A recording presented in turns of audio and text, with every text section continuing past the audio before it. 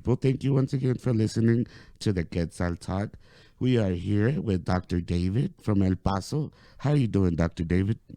I'm doing well. Thanks for having me today. Oh, man, we want to go ahead and thank you for giving us a chance to have a conversation with you. I was listening to your podcast, and it sounds really, really interesting and beneficial. And I want to go ahead and let the people of El Paso know that, they should listen to stuff like that. Can you tell us a little bit about you and your background? Yeah, sure. So my name is Dr. David Middaugh. I'm a physical therapist, a specialist physical therapist. I got a company here in El Paso called El Paso Manual Physical Therapy. And the way that we're specialists is we help people that are looking to keep healthy, active, and mobile while avoiding an unnecessary surgery, avoiding injections and medications. And how that's different from other physical therapy clinics is most other clinics are helping people right after surgery, like people that have just had a knee replacement or a shoulder surgery, spine surgery, something like that. We're helping people avoid that altogether. And then the podcast is called Stay Healthy El Paso, and we're giving away tons of free information and help, advice. And besides the podcast, we have a YouTube channel, and we give away free advice any chance we get all over our website, everywhere we can. Mm. Yeah, man. That I was like I said, I was listening to it, and it is very beneficial. I was listening because of my little sister. She's like around 21, and she's been having like a pain in her leg, and they've been telling her that she needs surgery because she has a hernia in her back.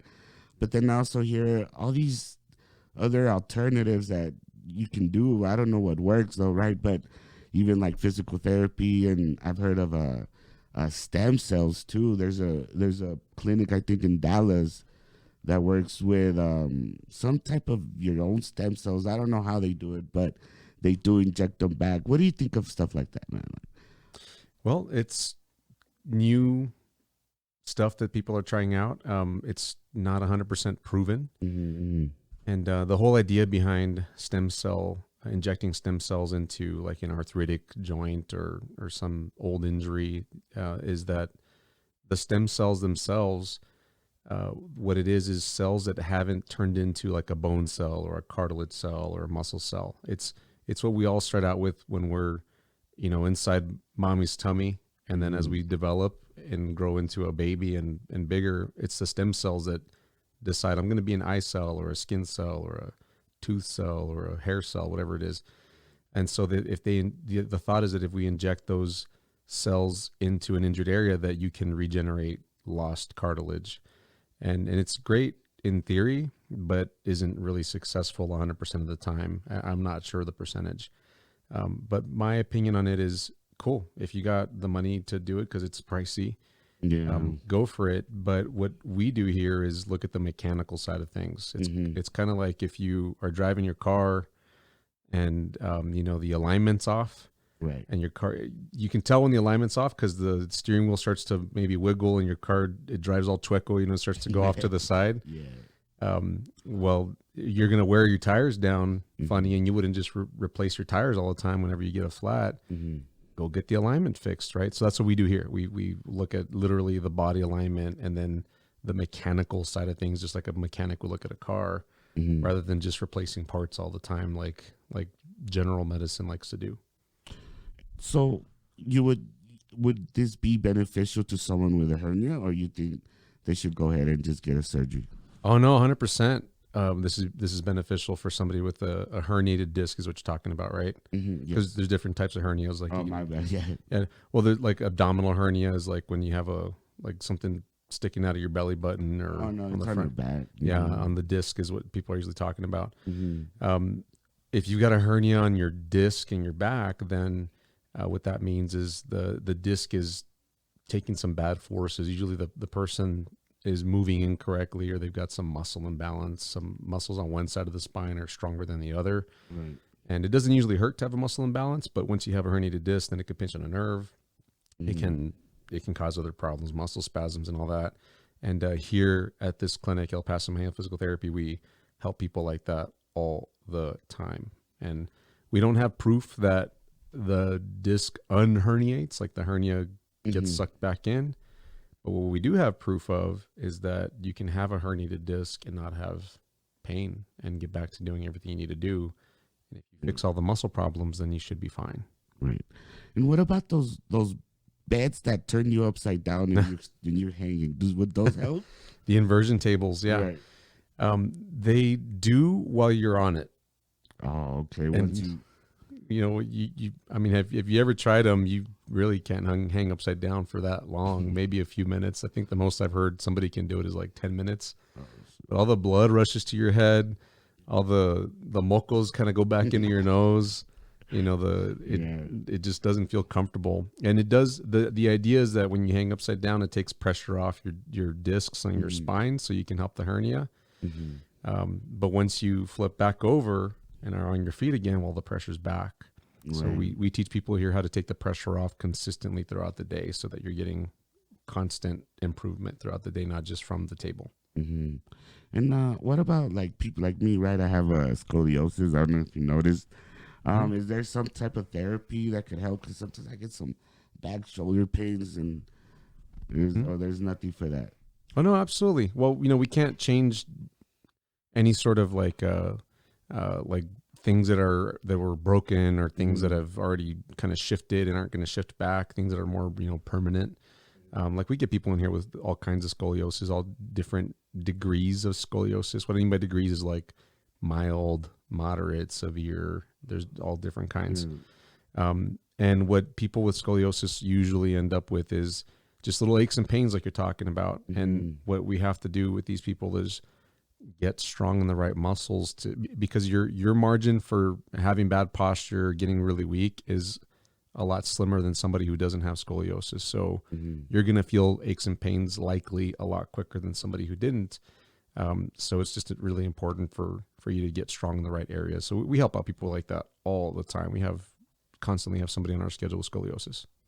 And what type of therapy or what would I have to do or what type of, It depends on your specific issue. So we'd have to check it out and, you'd have to give us the details on where it hurts, when it hurts, how long it's been hurting, what it's stopping you from doing. And then we can develop a customized plan for that because it doesn't always affect everybody the same way with scoliosis. There's different types of scoliosis. I always like to say everybody's a snowflake. You're different than Daniel here, than me, and we all have different body types. So you're going to run into different problems than somebody else would. So we have to make a customized plan. What I can tell you that would be similar though is generally we do a lot of hands-on work because it's El Paso manual, it's by hand. And that frees up the muscles, the joints, the ligaments, the tendons, all the stuff that's really stiff on people so that it can move better, but we always have to follow it up with some sort of specific exercise so that it stays better for the long term. Because if we just do the hands-on work and leave you like that, it's going to come back. We want people to have the long-term benefit though. And more importantly, so that they can learn what to do so they can go back to those movements or exercises on their own if it starts to come back. Right. And how about diet? Do you implement diet into what you prescribe to the people, or you don't mess with that? Don't really mess with it, besides general recommendations, because legally as a physical therapist, it's out of my scope of practice to, make a diet plan for somebody and treat a problem. But, basic stuff like eat more vegetables, eat less tortillas, eat some healthy stuff. People generally know what's healthy and what's not. And so that's what I tell people. But now I can't sit down and make a formal plan with people. And now, what about pain medications? Do you recommend those when people are hurting, or because I know a lot of people getting addicted to those things, and we have a problem here in America because of the opiates. Yep. It depends on the individual. Nobody can feel anybody else's pain. So I don't tell people go start a pain medication or end a pain medication. That's the individual's decision. What I do tell people, especially if they're starting out, if they're in a lot of pain and they're grumpy because of it, they're not sleeping, they're not able to work or do everyday things like take care of themselves or take care of their home, whatever it is. Maybe pain medication isn't a bad idea in the short term. But what's bad is if you don't have a long-term plan. If your long-term plan is to take pain medications or have injections, that's not good. That's where addiction can be a problem. But let's say you had a sciatica problem or a back pain problem that just started here in the last month, but you're going to start treatment with us, and you're not sleeping at night, and you're now feeling ill because of it, or you're treating your family not as nice as you might normally because you're hurting. Right. Then hey, take a little ibuprofen or see your doctor about some prescription strength medication if that's best for you. But let's make sure you're not on that long term. Let's get you off of it as fast as possible. Right. I also wanted to ask you something. I was listening in a podcast that a lot of herniated disc pain is not really associated with the herniated disc. Mm-hmm. They said that there's been people that come in and there's like, oh, I have a really bad pain or in the back or in my leg, and they look and it's just like this little thing coming out. And there's other people that they don't have no symptoms supposedly, and they look and they have like a huge herniated disc in their back and they don't feel nothing. Do you have you heard of anything like that? Oh yeah, absolutely. That's there's some what they call landmark or milestone scientific research articles that have been published over the past like 20 years where the first big one, I forget, it was in the 90s now, so it's been over 20 years. They were looking at back pain, people with back pain. So they took a group of people with back pain, and then they took a group of people with no back pain, and they did MRIs on everybody. And then they got the MRI results and they gave them to radiologists, which are doctors that are trained at reading MRIs. And they didn't tell them who had back pain and who didn't. They just said, here's a bunch of MRIs. Hey, docs, figure it out. Who has back pain and who doesn't?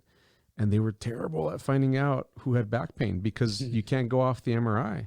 Right. So there was people that had back pain that had beautiful looking MRIs. And of course the doctors were like, this person doesn't have back pain because their MRI looks fantastic. And then there was other people que estaban todos fregados, their MRI was like bone spurs everywhere, pinched nerves, herniated discs, loss of disc height, the whole shebang, arthritis. And that person was like, I feel fantastic. I don't have any back pain.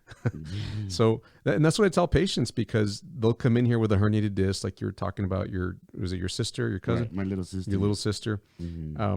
And they're very worried because they might have gotten an MRI and they were told that they had a herniated disc, and the doctor that they saw might have mentioned that they might need a surgery one day, and pobrecitos, these people come back terrified, thinking they're going to need a surgery, especially if they're in their 20s. They're like, I'm young still. I don't need to have a surgery. And what I tell them is, hey, that research study that I just told you about, you can convert from one of those people that has back pain to one that doesn't have back pain, but you have what we call a positive MRI finding, meaning like there's something wrong on your MRI, but you feel fine and you can do whatever you want, play sports, exercise, and you'll be okay as long as you know how to manage it and take care of it. So you think a lot of it has to do with your brain and how you process pain, or why would people like that feel pain with small hernias? And think of it this way. It just, our bodies are so resilient. And another word that applies here is redundant. Redundant meaning like, I'll put it to you this way, like liver. Everybody kind of understands liver cancer. I'm sorry, liver disease. Like if you drink a lot, if you're drinking a lot for a long time, you can destroy your liver. But you know that you have to lose like 2/3 of your liver before you actually have liver failure. So you could still function okay with 1/3 or even half of your liver gone, but our bodies are built so strong and so redundant. They can take a beating, in other words, before they actually give out or stop you from doing stuff. You have a lot of tissues that do that. So the same with our joints and our discs. The thing is, when something's irritated, like in the disc, like if it's freshly irritated, it hasn't had a chance to heal, then it's going to hurt and it's going to be painful, or it might be pushing on a nerve or something. But if you fix the problem, if you stop the drinking, then your liver has a chance to heal. If you stop the problem that's hurting your back, fix the muscle imbalance or whatever's causing your back pain, then your disc has a chance to heal and you can be fine. So I don't think it's necessarily in somebody's head. There's pain science coming out where, what's that? Post-traumatic stress disorder, PTSD. Right. Where people have had some traumatic incident, common in like military people, and they associate their emotional past situations that have been traumatic with their current feelings. Mm-hmm. That would be, I think, what people think is in your head. But Right. most of the time, they also have some legitimate body problem in combination with something like that could be, in their head. I'm using air quotes. Right. But I think that there's usually something to fix on the individual that's mechanical, something like what we deal with here. We can take pressures off, change strength, change the way they move, and they'll get better. Also, I wanted to know. I don't know if this is part of your expertise or whatnot, but I would like to know your opinion. They were talking about how psilocybin can help you with a lot of special mental disorders, but also like pains and stuff like that. Have you heard anything about that? No, I'm not familiar. What was the name of the thing that you said? Psilocybin. It's actually Psilocybin. what's it called? Like hallucinogenics, No. hallucinogens or whatever. How they do? They've been doing studies on people with PTSD, Uh-huh. and that they show great improvement. They've done people that smoke a lot. Uh-huh. They actually give them intravenous psilocybin, and I think it was like I don't know the rate of success, but it's way better than those patches. Wow. Yeah, and people with cancer that are about to pass away, and they're sad, they're scared of dying. They actually give them psilocybin, and they see that their whole mindset changes, and Wow. they change their whole state of mind. You've never heard of nothing like that, of studies like that? Everything I know about it, I just learned from you right now. I've Oh, never heard of shit, this for before. real? This is good. Yeah, you should look it up, man. There's been a lot of studies like that, and they had started like in the 70s, and then they stopped them. Mm-hmm. But then like in the 90s, they started bringing them up again, and yeah, they've been showing a lot of there's this psychiatrist, I don't know if you heard of him, called Jordan Peterson, Mm-hmm. right? And he gives advice about living a better life, better mental health. And he even explained that he's a teacher at Toronto University. Cool.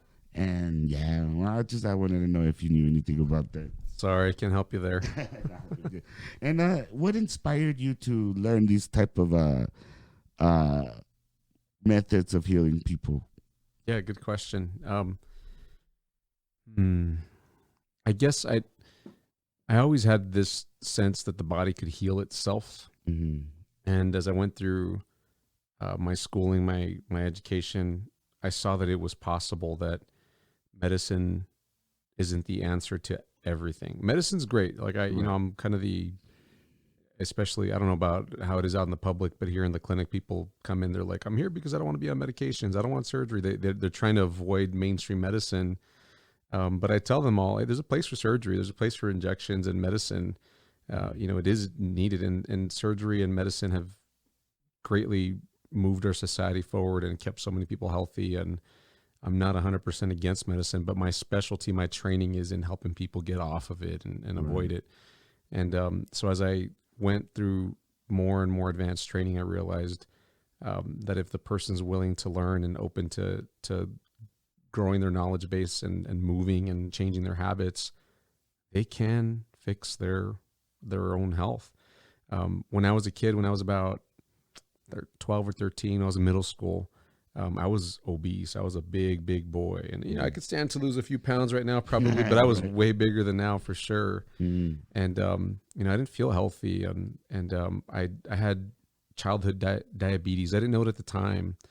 Nobody ever diagnosed me, despite me even seeing doctors. But it wasn't until I got to physical therapy school when we had a diabetic expert show us pictures of a bunch of kids' necks, and they had this black stuff around their neck, like what in El Paso we might say roña, like como que está sucio, like it's dirty back there. And I would get teased all the time. I remember being in 5th grade is when it started, and I would get teased, and kids would tell me like, "Hey, clean your neck, go take a shower," Right. and we're starting to go through puberty around that time, so all the hormones are coming out. So I probably did even smell a little bit because I hadn't started using deodorant yet. But I didn't know what it was, and I remember my mom even giving me a pumice stone one time, to like where you would scrub your feet with, or like wherever you have dead skin, and she said clean your neck, and I was like, okay, so I did, and I remember scrubbing my neck, and I started to bleed because I didn't know what it was. So anyways, fast forward to physical therapy school, and I saw these pictures, and I was like, that's how my neck looked. Can I ask you something? Well, Yeah. why does that happen with diabetes? That's what it Yeah. is when people have black hair. So in diabetes, you have, depending on what stage you're in, usually in the early stages, you have a lot of insulin that your body's producing to keep up with all the sugar that's in your blood so that it gets taken out of your blood, because otherwise it's kind of poisonous to your body. And the insulin can accumulate in skin folds. And of course, where your neck is, that's where the skin kind of folds. It also accumulates in like armpits and elbow pits and knee pits behind the knees and the groin area. And so that's why I started to get all the roña, as they would say. It didn't smell. I wasn't dirty. It was just the way my skin looked. Well, as I went through middle school, I lost a bunch of weight. I started to take care of my health a lot better. And besides feeling great, like I literally felt like I had tons more energy. I felt so much healthier. My skin cleared up. And so I was like, all I did was eat right and exercise, and that's it. And so I started to learn about, back pain, neck pain, shoulder pain, all the other stuff that we deal with every day now. And I saw the exact same thing. We've seen people here that have been on the schedule with the surgeon to have some surgery done on their back or their shoulder or their knee. And they come in here as a second opinion. They come in here saying, hey, do you think you can fix this without me going to the surgery to get the surgery done? And I tell them, well, let's give it a shot. Let's see. Let's go start this. And they do. They get better. And they're like, man, to think I would have had a surgery last month, and I'm back to going up and down stairs or sleeping on my shoulder without problems. It's pretty amazing. So that's what got me in. That was my story that made me realize that I can fix things naturally without having to rely on medicine. And you're from El Paso, right? Born and raised. What school did you go to? High school? La Jefferson. Are you serious? Did you go to Bowie? I went to Jeff. No way. Yeah. Los Zorros. Right, Silver Foxes. Hell yeah. That's cool, man. That's cool. I didn't go to Magnet either. I went to Jeff. Go to I went to Jeff. Not. I wasn't one of the Magnet kids. You were one of the rich ones? No way. I lived down the street from Jeff, just like 2 blocks away. That's cool, man. That's cool.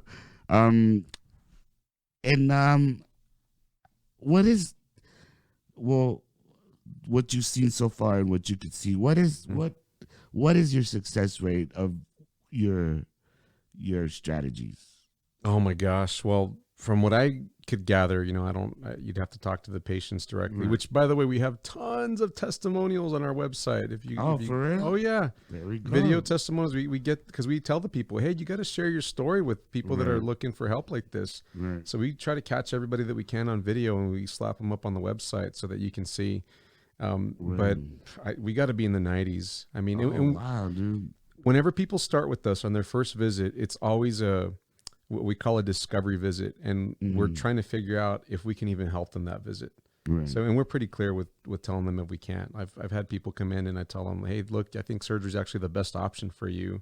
This hip is jacked up. I can't. I can't help it. I don't do any milagros here. Right. So you're gonna have to go to the surgeon, and I tell them flat out. So we catch it pretty early, and then if I tell them, hey, you got an excellent shot at improving, then I put pressure on them, because that's the way it's got to be. I tell them, hey, this is going to be a two-way deal. I'll do my part. Our therapists will do their part. We'll help you out with all the hands-on work, guide you with the exercises, do whatever we need to do to equip you to meet the outcomes that you're looking for. But you got to do some exercises too. And so we're always pushing them on that part too, making sure they can do their exercises. So it's hard to get the patients to comply with what you're telling them? Generally, no. Here and there, I'd say like 2 out of 10 have a hard time keeping up with their exercises, but they still do for the most part. Right. They just aren't as consistent with their exercises as everybody else. Mm-hmm. And they'll come in and admit it, and they'll say, "Oh, I slacked it on my exercises, and I know I'm not feeling much better. It's me, not you." Mm-hmm. So we address it, and I tell them always, "Hey, it's depends on the time of life that you're in. You know, everybody's stuck at home. They don't have gym access like they used to, and it just depends." And also, I was wondering, we live in El Paso, and not a lot of us here have a lot of money. So I think most of our, especially like the older folks, they're scared to like go to the doctor because they don't have money. They rather go to some magnets in Juarez. I don't know. Like, is it expensive to come see you? It depends. It depends on how you value your health. I mean, Mm-hmm. is it expensive to have a surgery? Well, yeah, it is. That's the Is truth, it though. is it expensive to well, I wouldn't say it's expensive, but what's life going to be like if you have to use a cane or a walker the rest of your life? Right. I mean, it just depends on how you value it. Mhm. I know a guy who was diabetic, was biting his fingernails, Mhm. and if you know anything about diabetes, it you don't heal very good, and so he Right. didn't heal. He bit a hangnail off, and slowly over the course of weeks, he started to develop an infection. It's very bad for a diabetic because you can't heal. Mhm. Well, he let it go too far, and by the time he went to the doctor about it, the doctor said, "You got to cut this off. You have something called osteomyelitis. The bone is infected, and we got to amputate it. Otherwise, you can get that infection throughout your whole body, and you could die." So he got the tip of his finger amputated, Yeah. and he's got diabetes problems because of how he eats. He doesn't eat the greatest, and he doesn't exercise enough. Otherwise, he could be under control. It's under his control. Mhm. So after he got his finger cut off, he starts to eat healthier, and we were doing some like protein shakes, and I told him, "Hey, you should have at least one of these a day, or include them in your diet so that you can control your weight and be healthier." And the first thing he said is it expensive? And I Right. said, Yeah. "Well, how much is it? How much is your finger worth?" Right. I mean, I'm sure you'd like to have the tip of your finger back, right? It Yeah. depends. And say someone like really poor that has really, really bad pains. Do you offer some type of payment plans, maybe, or? Oh yeah, we've got payment plans. We got all kinds of people. We have high rollers that come in here. People that are very well off, and they, this is a no problem for them whatsoever. And then we have people from the barrio, from the Jeff barrio. I mean, we're not too Yeah. far away. Literally, there's people that are like, I just live 5-10 minutes away from you. Yeah. Had people that live right by Bowie too come over to us, and they sometimes they pay for it. Sometimes they have the money to pay for it, or sometimes they put a colecta together with a family and they all chip in. And it varies. Right. It just depends on how much the individual wants to avoid surgery and get off pain medications and injections. Yeah, that's true. But like I said, I do worry about the poor folks that don't see themselves fixing. But I mean, like you said, you offer payment plans. You must be flexible, and Mm-hmm. I mean, it's all about helping out the community. Because it's our community, and the health of the people will be the health of us, right? Absolutely, 100%. That's why we're doing this, because I don't want people getting unnecessary surgeries, and then they don't learn how to make their body better, so they're not having to go back for another surgery. That's the whole reason why we started this company, so that we can offer this type of service to the community. Mm-hmm. And I was gonna ask you, when you were going to school and learning all these strategies, right, or all these knowledge about how to fix yourself, Mm-hmm. at at what point did you understand that this was the best route?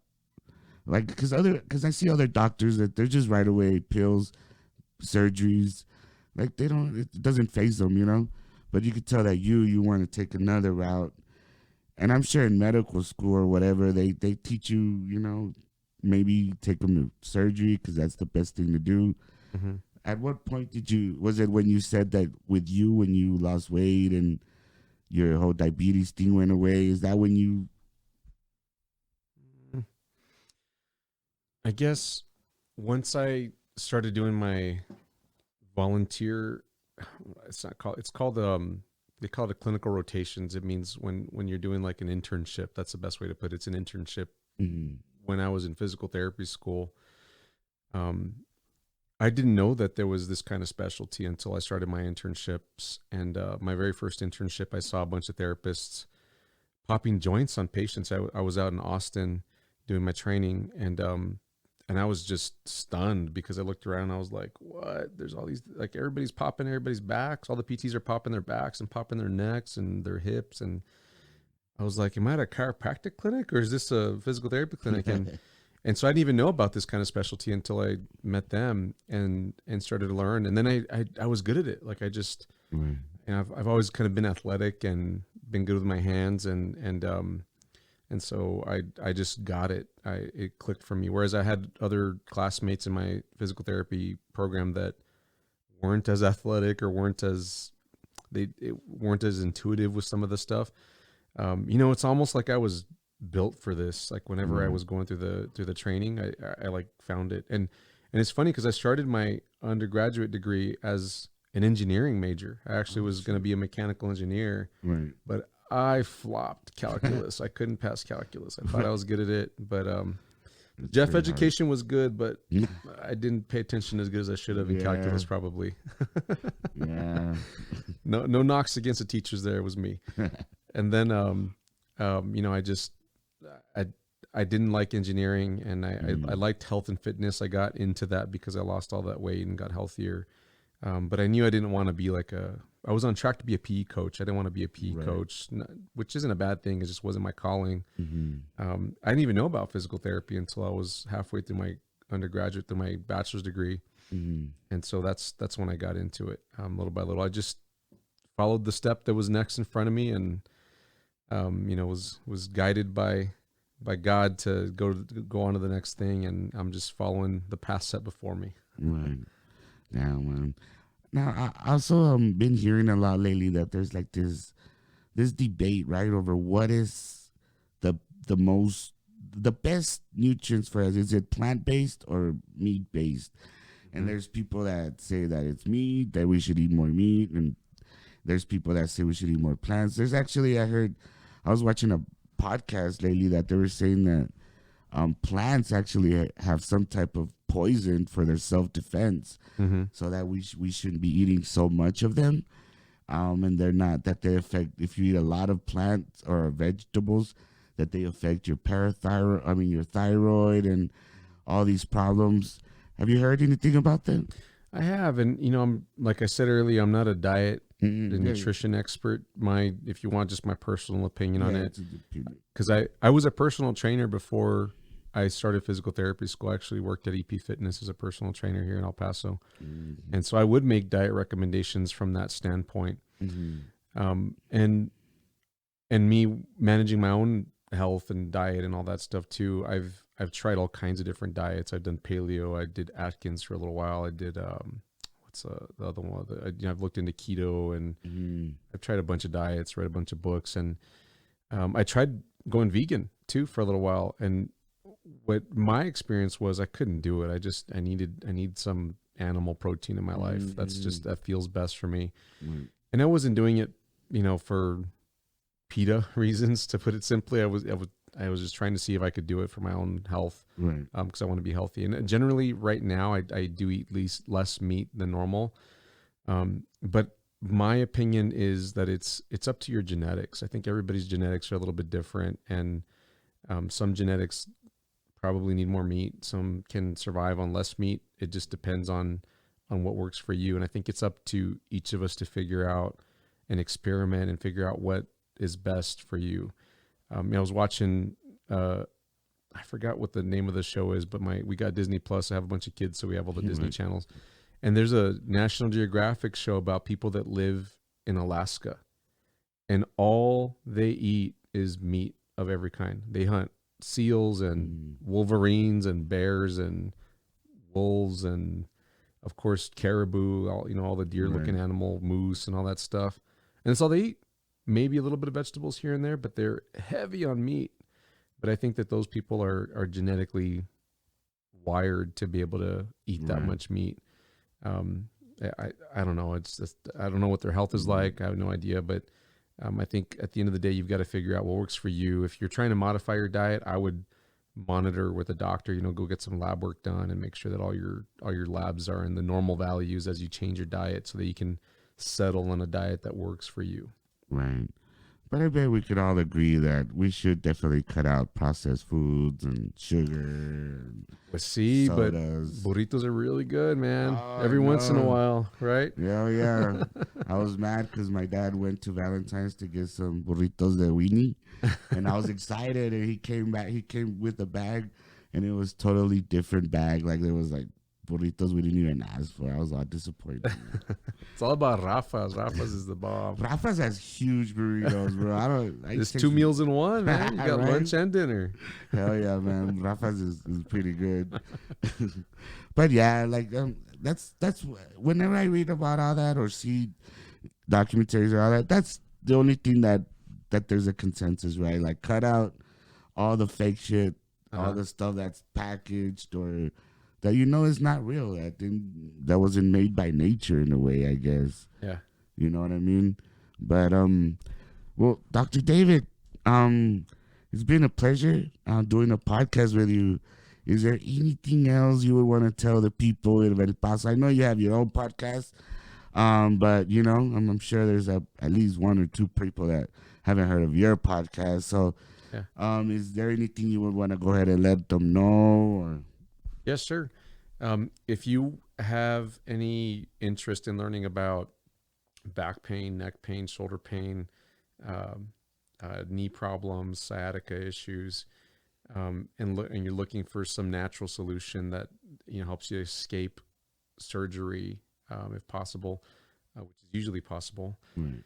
Medications, injections, then you can go over to our website. We're at epmanualpt.com, epmanualpt.com. And on there's free resources right on the homepage where you can download them and get tips right away. Our blog is long, over 100 blog posts. Our podcast is also on the website, or you can find it any podcast platform. We try to be very searchable on the internet. On YouTube, we have a pretty strong YouTube channel, and if you just Google El Paso Manual Physical Therapy, you'll find tons of helpful videos. And I encourage you, if you're out there listening and you know somebody with some problem that you think we can fix, or at least talk to somebody, we offer complimentary visits at the beginning so that we can get to know the individual and see if they can benefit from our services. So that's our service to the community here in El Paso. So you just call our number at 915-503-1314, and we'll be happy to help you out. Great, man. You're probably going to be seeing my little sister soon. Oh, pobrecita. Yeah. She's been like that since she was like 17. And I'm like, nah, don't operate her, man. But it sounds... We'll be happy to help her out if she comes in. Yeah. Well, Dr. David, like I said, thank you so much for giving us your time. I know you're a busy individual. And, like I said, we want to appreciate you for coming on to the Quetzal Talk and sharing some information, valuable information. And thank you. Thanks for having me. I appreciate it.